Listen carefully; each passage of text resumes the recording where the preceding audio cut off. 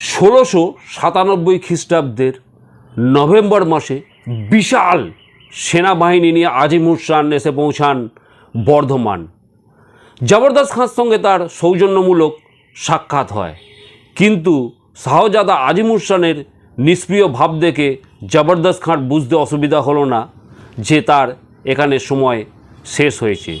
তিনি পিতা ইব্রাহিম খাঁ এবং 8000 সৈন্য নিয়ে দাক্ষিণাত্যে সম্রাট আওরঙ্গজেবের বাহিনীতে যোগ দিলেন, যে কথার উল্লেখ আছে হিস্ট্রি অফ আওরঙ্গজেব রিয়াজ এস সালাতিনে।